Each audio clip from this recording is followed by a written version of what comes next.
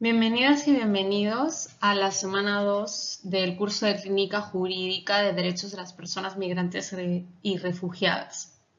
En esta semana nos vamos a centrar en revisar la normativa y los estándares internacionales que tienen que ver con las migraciones, el refugio y características y categorías afines. ¿Qué es lo que vamos a tratar en la sesión de hoy?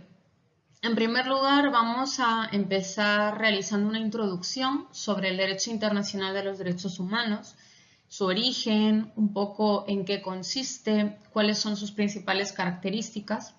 Seguidamente profundizaremos en el derecho internacional de las migraciones para, después de haber comentado también qué es lo que abarca, centrarnos específicamente en cuáles son los principios generales que vertebran este derecho internacional de las migraciones, ¿no? Y analizaremos cada uno de estos principios y cuáles son digamos, los conceptos que hay que tener en cuenta para cada uno de ellos. Finalmente, nos centraremos en la normativa específica para las categorías relativas al mundo de las migraciones que ya venimos viendo desde la primera semana del curso. Es decir, cuál es la normativa clave para el tema de migración, migrantes, incluidos migrantes en situación irregular, cuál es la normativa y los estándares que tenemos que tener en cuenta para personas refugiadas y solicitantes de asilo o refugio. Lo mismo para las personas apátridas o el riesgo de estarlo. Y por último, también cuáles son las normas y los estándares que aplican para víctimas de trata de personas y de esclavitud en un contexto de movilidad humana.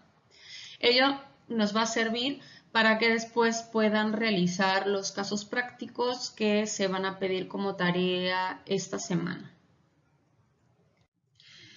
En primer lugar, ¿en qué consiste este derecho internacional de los derechos humanos? Sobre todo para aquellos y aquellas que no hayan llevado el curso de derechos humanos. Bueno, para tenerlo claro, tenemos que tener en cuenta que hasta fines de la Segunda Guerra Mundial, los estados eran totalmente soberanos para establecer los derechos y las obligaciones que regían dentro de las fronteras o los límites de su propio territorio, ¿no?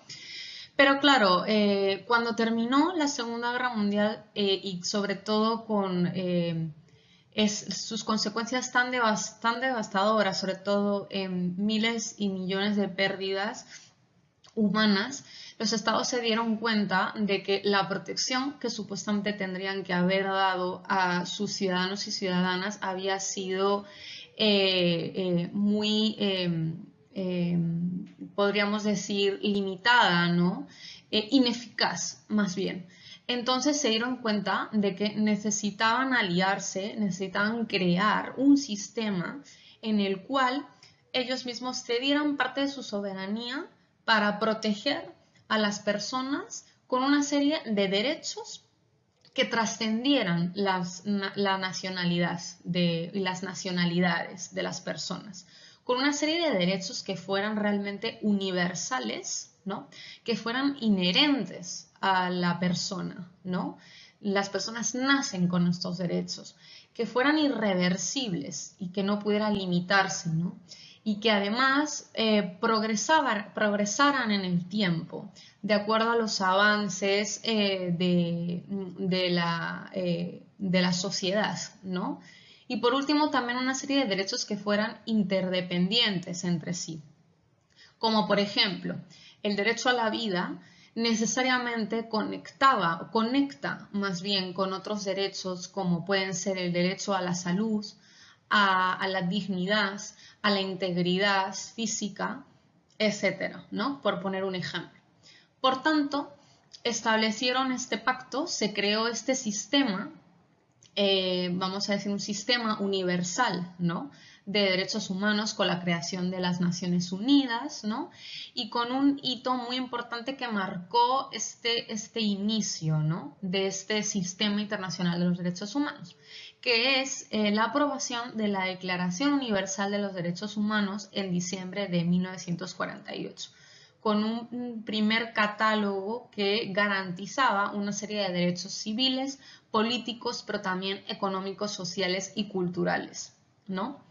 Por tanto, esta Declaración Universal de los Derechos Humanos, junto con dos pactos internacionales que se aprobaron en 1966, que son el Pacto Internacional de Derechos Civiles y Políticos y el Pacto Internacional de los Derechos Económicos, Sociales y Culturales, forman la piedra angular de este derecho internacional de los derechos humanos y se le llama popularmente la Carta Internacional de Derechos Humanos, ¿no? Estos tres instrumentos clave.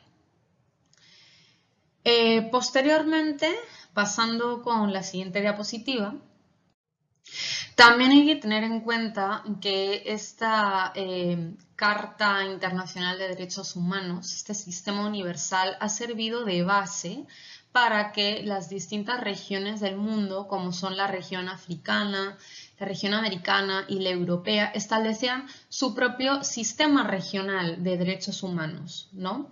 Y que desarrollaran instrumentos propios de derechos humanos adecuados a la situación que viven en sus distintos países, ¿no? Y también establecieran sus propios mecanismos de protección individualizados. Nos interesará sobre todo en este curso analizar los instrumentos y los estándares del Sistema Interamericano de Derechos Humanos, que veremos más adelante. Entonces, teniendo claro todo este panorama, podemos decir que el derecho internacional de los derechos humanos, tanto en su vertiente universal que acabamos de ver como en su vertiente regional, establece una serie de obligaciones que todo Estado parte debe respetar, ¿no? Por el hecho de formar parte de este sistema internacional. ¿Cuáles son estas obligaciones? La obligación de respetar, la obligación de proteger y la obligación de realizar de los mismos de los estados. En primer lugar, la obligación de respetar. ¿En qué consiste? En que todo estado parte de estos tratados internacionales de derechos humanos a nivel universal y de su propia región, tienen que abstenerse de interferir en el disfrute de los derechos humanos allí consignados, por eso son parte de esos tratados, y también tienen que abstenerse de limitarlos. Otra obligación de los estados es la de proteger, que implica que tienen que abstenerse de impedir abusos de los derechos humanos consignados en estos instrumentos internacionales abusos tanto a individuos particulares como a grupos de individuos, sobre todo a aquellos que son reconocidos como grupos en situación de vulnerabilidad. Y finalmente, los estados también están obligados a realizar y garantizar esos derechos humanos. ¿En qué consiste? Pues específicamente en adoptar medidas positivas para facilitar el disfrute de los derechos humanos de todos los ciudadanos y ciudadanas. Por ejemplo, introducir estos derechos humanos en la educación, ¿no? Básica, regular, de sus currículums, por ejemplo, ¿no? Educativos.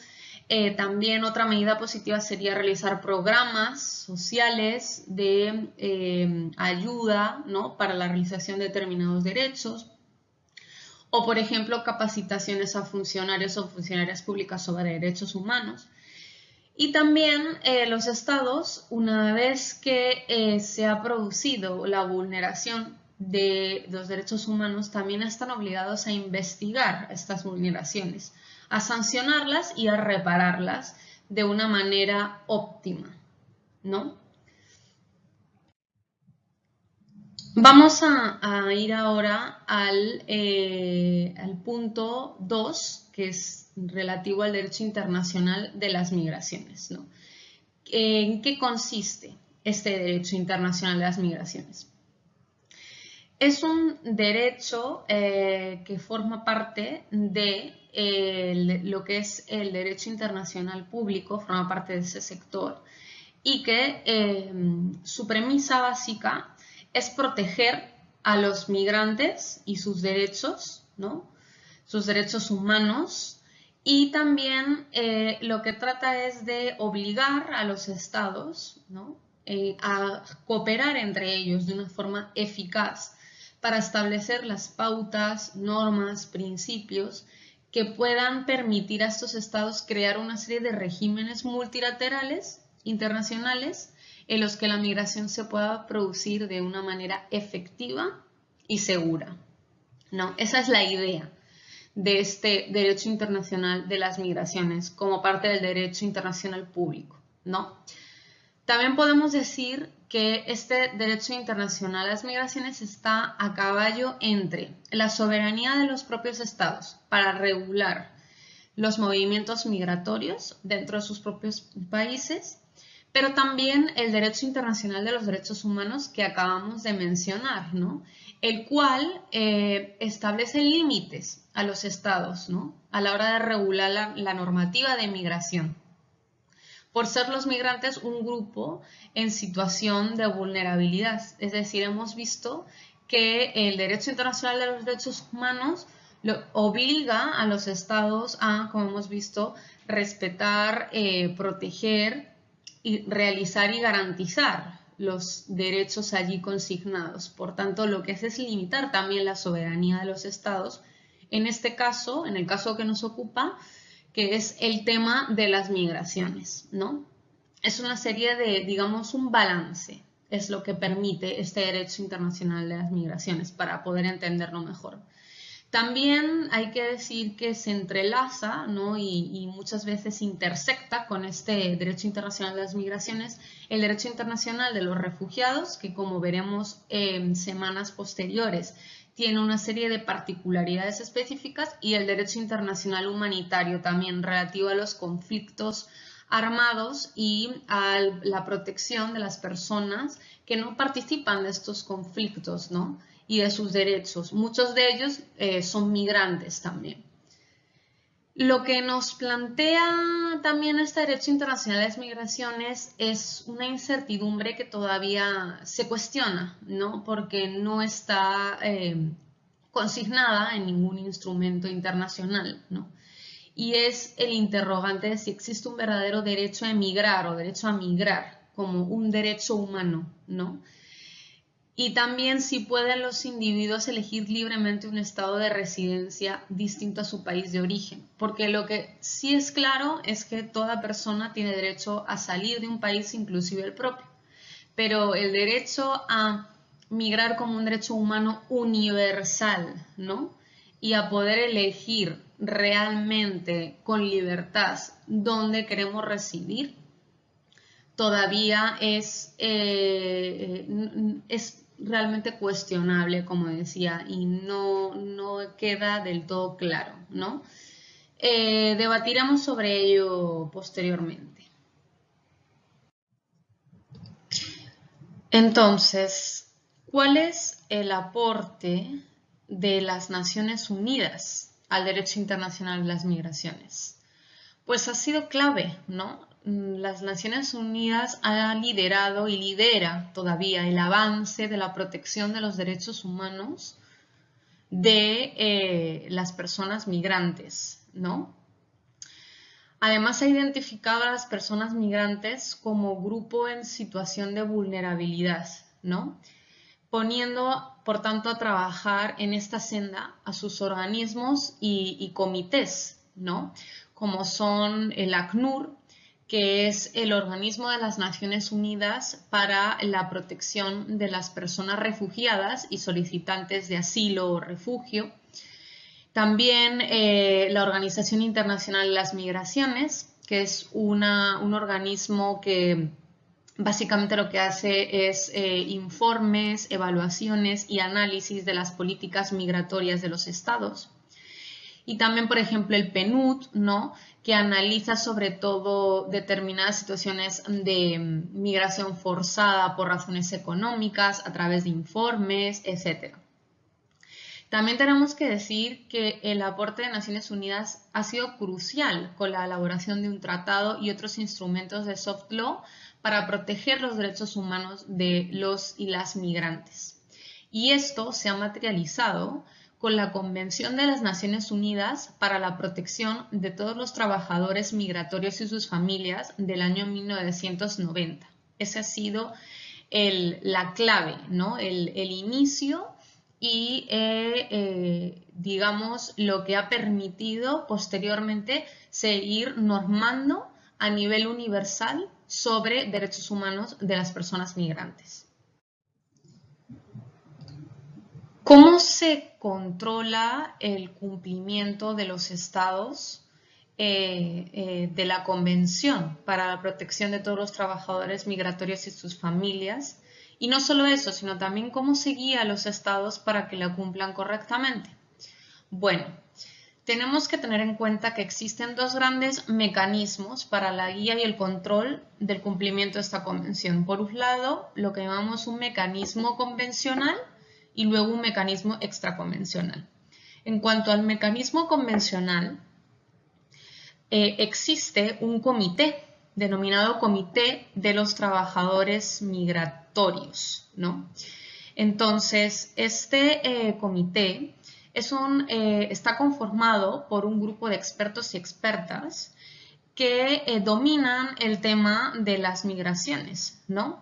Y que han sido designados por las Naciones Unidas para poder dar una serie de orientaciones a los estados para que sepan entonces cómo realizar, ¿no? el correcto cumplimiento de la convención, pero también puede elaborar informes, ¿no? donde dé cuenta de cuáles han sido las violaciones de los estados en el cumplimiento de esta convención, ¿no? Por tanto, este Comité de Trabajadores Migratorios ha elaborado dos observaciones generales muy importantes, ¿no? y que tienen igual valor que la propia convención, ¿no? Por un lado está la observación general sobre los trabajadores domésticos migrantes y por otro lado la observación general sobre los derechos de los trabajadores migrantes en situación irregular. Ambas observaciones generales establecen una pauta de interpretación de la Convención de 1990 sobre estos dos aspectos concretos, ¿no? Trabajadores domésticos y trabajadores en situación irregular que sean migrantes, para que los estados puedan, digamos, establecer sus políticas respecto a estos dos temas migratorios de una manera mucho más eficaz, ¿no? Y de una manera que sea acorde con lo que se busca en la convención. También existen otros comités de las Naciones Unidas, conformados por otros expertos y expertas, ¿no? que han ayudado con sus instrumentos normativos a interpretar y a guiar a los estados en el correcto cumplimiento del, digamos, el derecho internacional de las migraciones. Estos son el Comité de Derechos Humanos, el Comité de Derechos Económicos, Sociales y Culturales, el Comité contra la Tortura, etcétera, ¿no? Que lo que han establecido son pautas relativas a estos temas, ¿no? O sea, como decimos, tortura, derechos económicos, sociales y culturales, como puede ser trabajo, educación, salud u otro tipo de derechos humanos que intersectan con las migraciones, ¿no? Y además es muy importante que sepan que, como mencionaba anteriormente, existen otros mecanismos extraconvencionales, o sea, más allá de la propia convención de 1990, que ayudan y guían a los estados en el correcto cumplimiento del derecho internacional migratorio, como son la Relatoría Especial para los Trabajadores Migrantes y otras relatorías, como la Relatoría contra la Tortura, contra la Trata de Seres Humanos, etc. ¿En qué consisten estas relatorías? Bueno, pues estas relatorías lo que hacen es elaborar informes sobre la situación concreta a nivel de los distintos estados sobre temas específicos, ¿no? Y están conformadas por un experto o experta independiente que ad honorem lo que hace es realizar estas investigaciones temáticas, ¿no? Por ejemplo, tenemos al relator especial para los trabajadores migrantes, realiza estas investigaciones y análisis temático sobre migración, y estas otras relatorías que también pueden tratar el tema de migración en algunos de sus documentos o sus informes, ¿no? Bien, chicas y chicos, entremos ya de lleno a cuáles son estos principios generales que vertebran el derecho internacional de las migraciones y que tienen que tener muy en cuenta a la hora de elaborar los informes sobre los casos prácticos, casos reales que les vamos a pedir durante este ciclo. Pues bien, estos principios son los que acá aparecen. Voy a ir explicándolos uno por uno. En primer lugar está el principio de igualdad y no discriminación, que está consagrado en los artículos 1 y 2 de la Declaración Universal de los Derechos Humanos. Es decir, lo que se establece es que ninguna persona tiene que sufrir un trato discriminatorio o diferenciado por causa de su nacionalidad o de su origen, ¿no? No obstante, sí se permite a los estados que tengan un trato diferenciado con respecto a las personas extranjeras en dos supuestos. Uno, el ingreso al país, y dos, los derechos políticos. Pero bueno, básicamente lo que establece este principio de igualdad y no discriminación es que con independencia de la situación o administrativa regular o irregular de una persona migrante, los estados tienen que garantizar siempre garantizar el respeto y el disfrute de los derechos humanos de estas personas migrantes, ¿no? Y también tienen que luchar contra las desigualdades, factores de desigualdad o de xenofobia que se den en el interior de sus estados a través de medidas legislativas, administrativas o de otra índole. El siguiente principio fundamental es el principio de proporcionalidad con respecto a las medidas o acciones que tome un Estado respecto a las personas migrantes y el fin que persigue estas medidas, ¿no? Por tanto, no deben ser ni abusivas ni estar injustificadas, ¿no? De una manera razonada. Un ejemplo lo tenemos en el sistema europeo, ¿no? Con el establecimiento de medidas que pueden tomar los estados, que es con relación a las expulsiones de personas extranjeras, es el ponerlas en centros de internamiento de extranjeros, ¿no?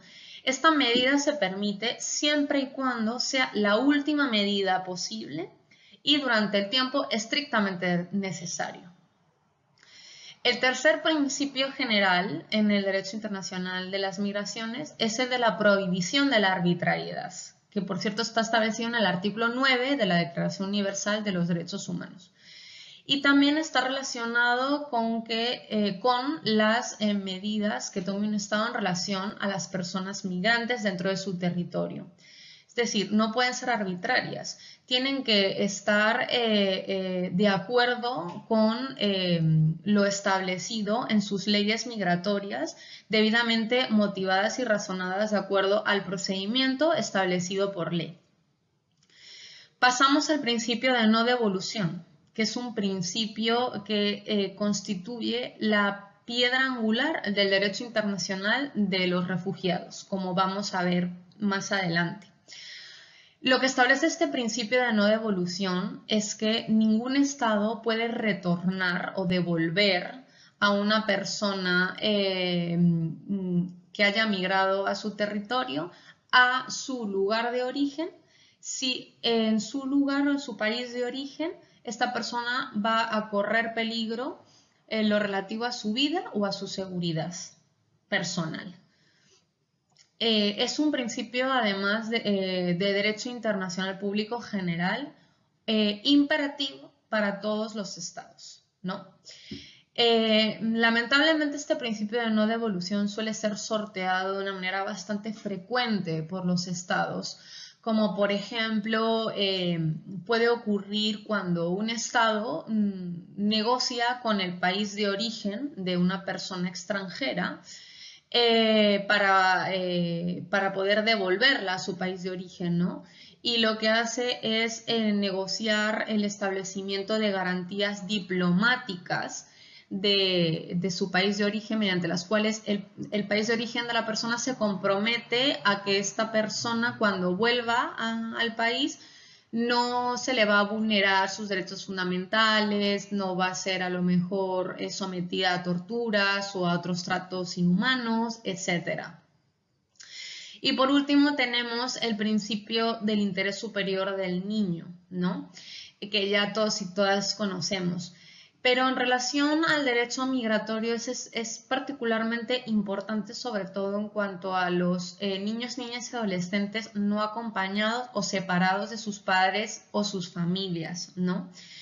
Muy importante cuando el estado de residencia o de acogida de estos niños tiene que decidir sobre qué es lo que más conviene, ¿no? O, sobre si retorna a los menores a sus países de origen con sus familias o si es mucho mejor que residan en el país donde han llegado en instituciones de acogida, ¿no? Con tutores.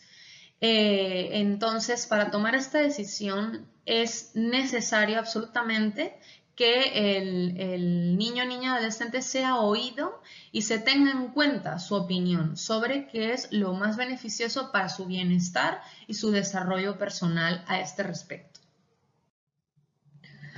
Vayamos entonces ahorita con los principios generales del derecho internacional de las migraciones, que también se encuentran en el sistema interamericano de derechos humanos, especialmente en un instrumento clave y que constituye, digamos, el inicio o digamos, la piedra angular del sistema interamericano de protección de derechos humanos, que es la Convención Americana de Derechos Humanos del año 1969, que puede ser el símil de la Declaración Universal de Derechos Humanos, pero en el ámbito regional americano, ¿no? Eso para que tengamos una idea y nos encuadremos. Entonces, estos otros principios generales del sistema universal y del sistema interamericano, ¿cuáles son? En primer lugar, el derecho a migrar y a no ser forzado a migrar. Y lo pongo entre paréntesis porque, como hemos visto al inicio, no está estipulado como tal un derecho a migrar, ¿no? O a no ser forzado a migrar. Pero así lo podemos considerar, ¿no? Lo que es cierto es que este derecho se clasifica en 4 categorías que sí están expresamente en la ley, ¿no? Por un lado, el derecho a la libre circulación y residencia para toda aquella persona que se encuentre en situación regular en un país concreto. En segundo lugar, el derecho a salir de un país, inclusive del propio, y que tal y como señala el Comité de Derechos Humanos de las Naciones Unidas, se establece que esta libertad de salir de un estado no puede hacerse depender de ningún fin concreto o del plazo que el individuo decida permanecer fuera del país. Por tanto, incluye el viaje temporal al extranjero y la partida en caso de migración permanente.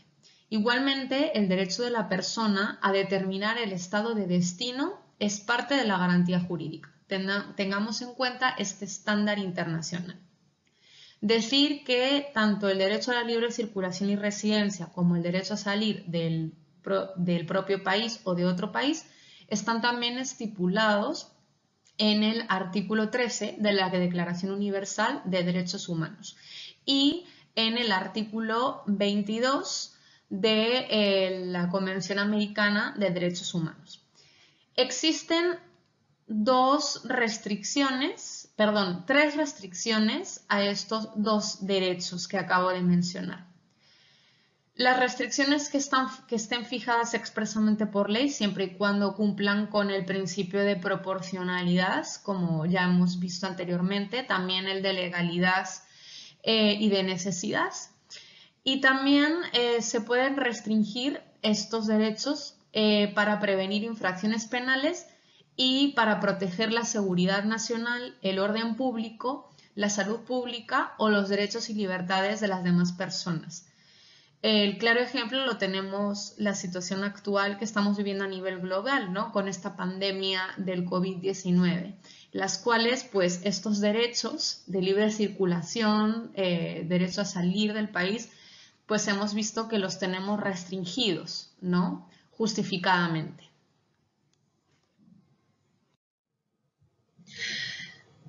¿Qué otras categorías abarca el derecho a migrar y a no ser forzado a migrar? Pues también el derecho a buscar y recibir asilo y refugio, el cual debemos tener en cuenta que es una gran aportación del sistema regional de protección y garantía de derechos humanos, ¿no? Fue el primer sistema que desarrolló este derecho y posteriormente alcanzó una aceptación universal, ¿no? Además, dentro de el sistema interamericano de derechos humanos, se ha establecido que este derecho a buscar y recibir asilo y refugio no solamente corresponde a personas que son perseguidas por la comisión de un delito político o de un delito común con conexiones políticas, sino que también abarca a aquellas personas que son consideradas como refugiadas a efectos del Estatuto del Refugiado de las Naciones Unidas, es decir, todas aquellas personas que tienen fundados temores de ser perseguidas por motivos, por ejemplo, de su nacionalidad, de sus pertenencias a grupos sociales o ser perseguidas por condiciones religiosas, por ejemplo. Y también es válido este derecho a buscar y recibir asilo y refugio en el ámbito regional para aquellas personas que dentro de sus países se estén produciendo graves violaciones de derechos humanos o violaciones masivas de derechos humanos.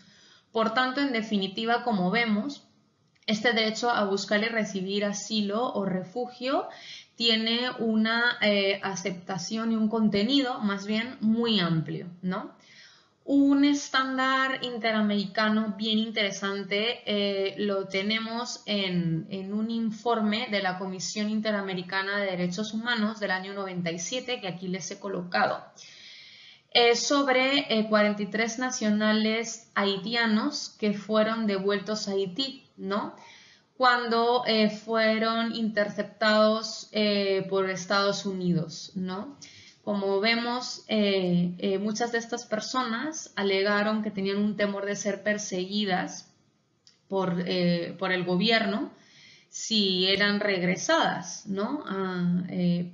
Pero claro, el gobierno haitiano pues estableció estas garantías diplomáticas, las cuales ya les había comentado antes, ¿no? Para garantizar, entre comillas, que las personas devueltas no serían castigadas a Haití, pero al final no fue así. Entonces, este informe que les recomiendo revisar, lo que hace es establecer cuáles fueron las violaciones que se produjeron a estas personas que buscaban asilo y refugio y cómo no se logró este cumplimiento.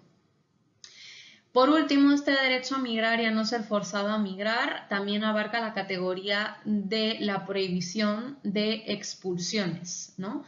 Tanto a personas nacionales como extranjeras. Entonces, las personas nacionales nunca pueden ser expulsadas de su propio país, ¿no? Eso lo tenemos que tener claro. Ni se les puede prohibir el ingreso a su propio país. Y en cuanto a las personas extranjeras, sí se permite esta expulsión siempre y cuando se establezca de una manera motivada, de acuerdo a una decisión prevista por ley, pero siempre y cuando esta expulsión se haya analizado, fundamentado y decidido de una manera individual para un extranjero o una extranjera concreta. Nunca se pueden realizar expulsiones colectivas. Otro principio general del derecho internacional migratorio y también del sistema interamericano de derechos humanos en cuanto a la situación migratoria es el derecho a la libertad personal. Este derecho se refiere al que tiene toda persona a permanecer en libertad mientras se resuelve su situación y su condición migratoria en el país en el que se encuentra. Como pueden imaginar, este derecho a la libertad personal está muy ligado sobre todo a aquella migración de personas en en condición administrativa irregular, ¿no? De hecho, hay varios estándares del sistema regional interamericano de derechos humanos que hablan a este respecto y que nos hacen entender o quieren hacer entender más bien a los estados que el hecho de migrar de una manera irregular no es sinónimo a criminalidad, ¿no? Y por tanto, el carácter punitivo que tienen muchos estados respecto a la migración, es decir, el hecho de penalizar o de sancionar penalmente el hecho de entrar de una manera no regular a su país, es un enfoque que está en clara contradicción con los derechos humanos y de hecho es bastante erróneo, ¿no? Como aquí les he puesto, la Comisión Interamericana de Derechos Humanos establece claramente que la condición de irregularidad de una persona no lesiona bien jurídico fundamental alguno que requiera ser protegido a través del poder punitivo del Estado, ¿no? Aparece en este informe que además tienen como lectura semanal. La Corte Interamericana ha establecido también que la detención de personas por incumplimiento de leyes migratorias nunca debe ser con fines punitivos, como les he comentado, ¿no? Y de ahí pueden echar un vistazo a mayor profundidad en el caso Vélez-Lor versus Panamá, que lo pueden encontrar en internet.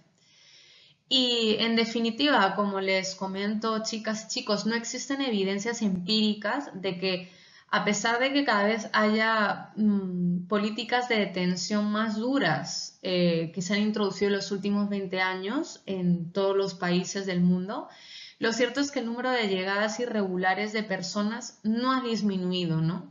Por eso realmente se establece claramente esta necesidad de garantizar el derecho a la libertad personal de cualquier migrante, esté en la situación administrativa que se encuentre, tanto regular como irregular. El siguiente principio general del derecho internacional migratorio del sistema interamericano es el derecho a la nacionalidad. Sobre este derecho hay que mencionar que lo que hace es garantizar a la persona una protección en sus relaciones internacionales porque lo conecta a la persona con un estado determinado y todo lo que ello implica, ¿no? También se establece la obligación de los estados de abstenerse de aplicar leyes o prácticas que denieguen a las personas el acceso a cualquier nacionalidad. Y tampoco deben establecer requisitos o restricciones para la obtención de la nacionalidad que sean desproporcionados, que no estén previstos en la ley o que sean claramente innecesarios. Por último, hay una garantía respecto al derecho a la nacionalidad para que ninguna persona quede privada, ¿no? De la nacionalidad y por tanto se convierta en apátrida. y es que si ninguna persona tiene derecho a una nacionalidad por la razón que sea, siempre se le va a otorgar la nacionalidad del estado en cuyo territorio nació, ¿no? Y como digo, todo ello para evitar la apatridia. Bien, seguimos con nuestros principios. Vamos entonces al acceso a la justicia y a las garantías procesales. En concreto, se establece que toda persona, sea nacional o extranjera, tiene que tener derecho al acceso a la justicia en igualdad de condiciones y al debido proceso con todas las garantías estipuladas por ley, ¿no? Pero concretamente, los procesos migratorios deben contar con las siguientes garantías procesales mínimas específicas, que son las que voy a comentar a continuación. El derecho a recibir una comunicación previa y detallada del procedimiento para determinar la situación jurídica de la persona migrante y, en el caso de ser detenida, a ser informada de las razones de su detención, ¿no? Y notificada del cargo que se le acusa. También para aquella persona que ha sido detenida, el derecho a ser llevada ante un juez o ante el funcionario autorizado en su caso para ejercer las funciones judiciales y a ser juzgada dentro de un plazo razonable o a ser puesta en libertad, ¿no? Sin perjuicio de que continúe el proceso. Y también el derecho a ser oída sin demora, ¿no? Contando con un tiempo razonable y los medios adecuados para ser defendida por un abogado o abogada en su caso y a preparar su defensa. Vamos ahorita con los derechos económicos, sociales y culturales, ¿no? Y la relación que tiene con la migración. Hay varios aspectos a considerar sobre los derechos económicos, sociales y culturales, o DESC, como comúnmente se les conoce, ¿no? Y por un lado tiene que ver con el debate entre si se pueden realmente obligar a los estados a garantizarlos al 100% o no, ya que normalmente, por así decirlo, han sido considerados como un poco derechos de menor peso que otros derechos como los derechos civiles o políticos, ¿no? Al respecto, les he colocado acá un estándar del sistema interamericano, en concreto de la Comisión Interamericana, que establece claramente que independientemente de la nacionalidad o de la situación migratoria de las personas, todos los estados tienen que adoptar las medidas necesarias para lograr progresivamente, ojo con esto, la plena efectividad de los derechos económicos, sociales y culturales. Pero aquí también les señalo, ¿no? Lograr progresivamente hasta el máximo de los recursos disponibles del Estado y tomando en cuenta el nivel de desarrollo del Estado, ¿no? Por tanto, aquí se deja bastante flexibilidad a los estados para poder alegar el no cumplimiento totalmente efectivo de estos derechos, ¿no? Siempre se les deja esta puerta abierta que muchos estados acaban utilizando, sobre todo cuando son denunciados, ¿no? por cometer abusos o vulneraciones de estos derechos, ¿no?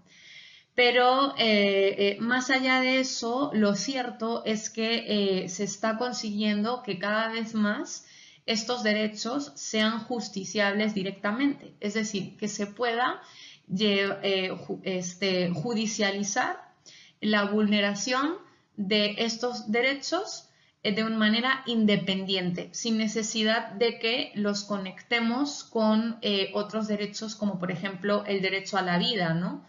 Normalmente, por ejemplo, se declaraba a un Estado responsable de la vulneración del derecho a la salud, pero porque estaba conectado con el derecho a la vida.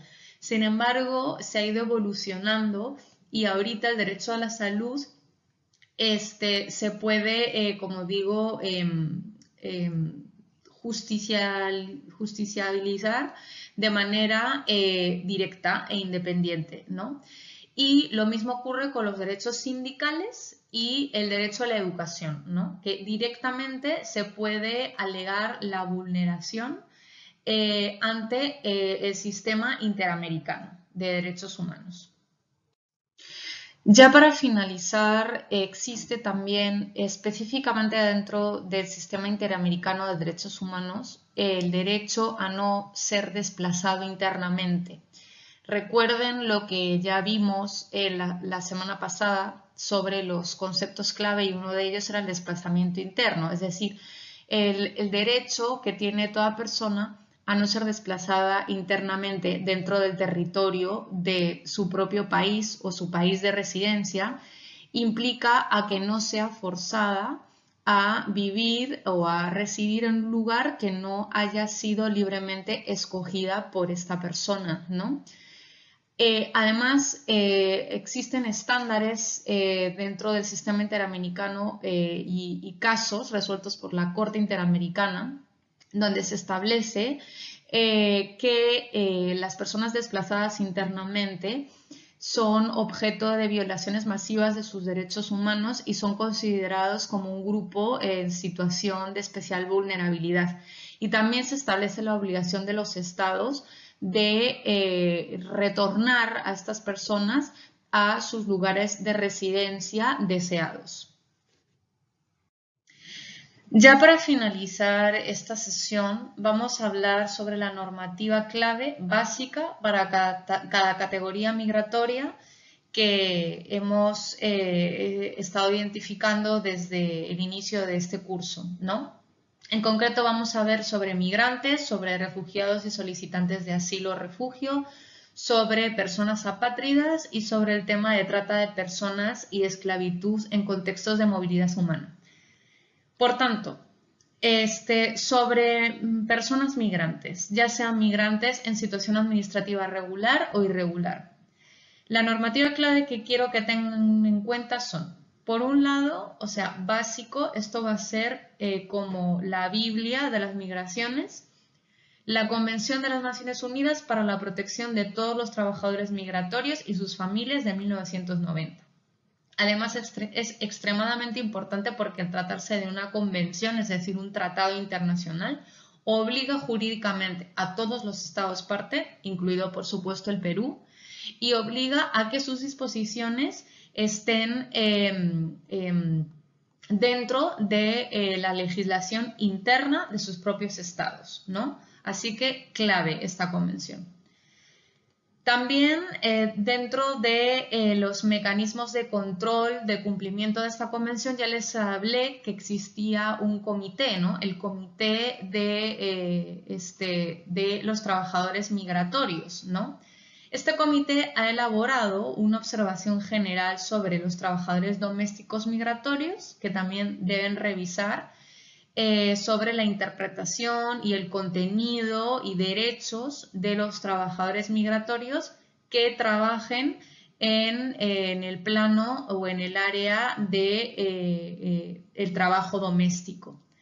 Y también la observación general número 2 de este comité sobre trabajadores migratorios y sus familias que estén en situación irregular, muy importante, ¿no? Para saber su condición y qué alternativas y derechos les asisten en concreto. También les he colocado la Declaración de Nueva York para los Refugiados y Migrantes de 2016, que básicamente se trata de una declaración de intenciones política, sobre todo, en el que los estados en general se reunieron y se comprometieron a llevar a cabo una serie de garantías, buenas prácticas con relación a las migraciones de toda índole y subtemas relativos a las migraciones, como por ejemplo la situación de mujeres y niñas migrantes, menores migrantes, todo lo relativo a derechos económicos y sociales y sus problemáticas sobre migrantes, etcétera, ¿no? Y se comprometieron también en esta declaración a colaborar de una manera multilateral. Producto de esta declaración surgió posteriormente el Pacto Mundial para una Migración Segura, Ordenada y Regular del año 2018, donde se establece, digamos, también una batería de compromisos y de, digamos, acciones concretas que los estados se comprometían a llevar a cabo en coordinación también con los organismos de Naciones Unidas y con la cooperación internacional, ¿no?, al respecto de las migraciones. Por tanto, estos instrumentos clave que les acabo de decir, muy importante que los revisen a la hora de realizar sus casos prácticos y de resolver las distintas, digamos, casos o informes que vayamos a realizar a lo largo de este semestre. Bien, pasamos entonces a normativa clave sobre refugiados y solicitantes de asilo o refugio. Instrumentos clave. La Convención sobre el Estatuto de los Refugiados de 1951, que incluye también el Estatuto del Organismo de Naciones Unidas para los Refugiados, o el ACNUR, ¿no? También el Protocolo sobre el Estatuto de los Refugiados de 1967. A tener en cuenta, la primera convención, la del Estatuto de los Refugiados, esta de acá, de 1951, establece la definición y el contenido sobre el derecho internacional de los refugiados, cuáles son los derechos que les asisten específicamente, etc. El Estatuto del ACNUR establece cuáles son las funciones específicas que tiene el ACNUR para realizar sus labores y su función, ¿no? Y el Protocolo sobre el Estatuto de los Refugiados básicamente es un instrumento, digamos, a nivel de interés, sobre todo de los estados y de derecho internacional público, que establece cuáles son las reglas sobre adhesión a la Convención sobre el Estatuto de los Refugiados que he mencionado antes, mecanismos de denuncia, todas las reglas procedimentales para formar parte de esta convención, básicamente. Pero sobre refugiados también tengan muy en cuenta, es muy importante la Declaración de Cartagena del año 84, solamente, ojo, para el ámbito regional interamericano. ¿Por qué es muy importante? Porque esta declaración lo que hace es ampliar el margen de acción para las personas refugiadas y solicitantes de refugio.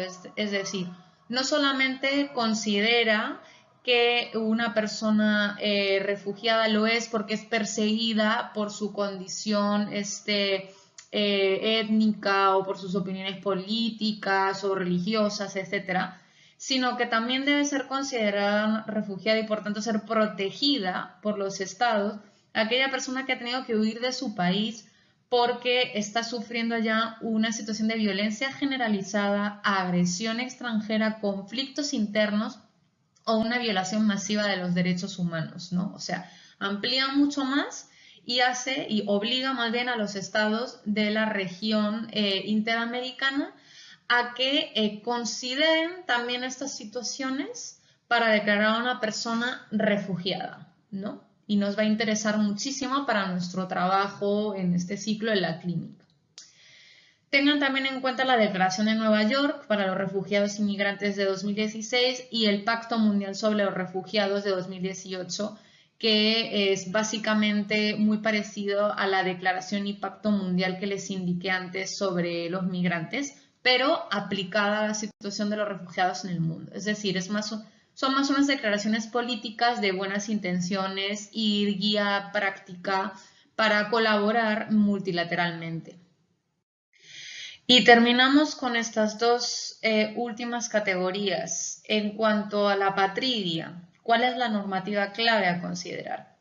La Convención sobre el Estatuto de los Apátridas de 1954 y la Convención para reducir los casos de apatridia de 1961.